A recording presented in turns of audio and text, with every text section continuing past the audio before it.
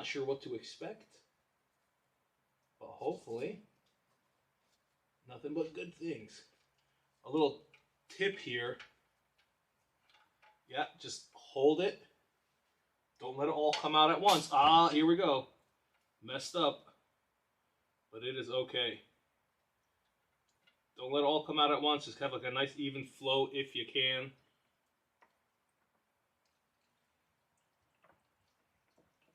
Oh boy. This oil is actually pretty hot. Okay, there we go. Best way to not make a mess for sure.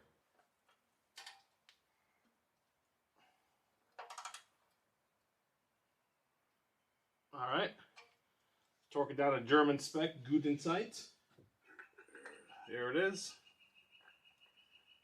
And that oil filter is just supposed to be hand tight.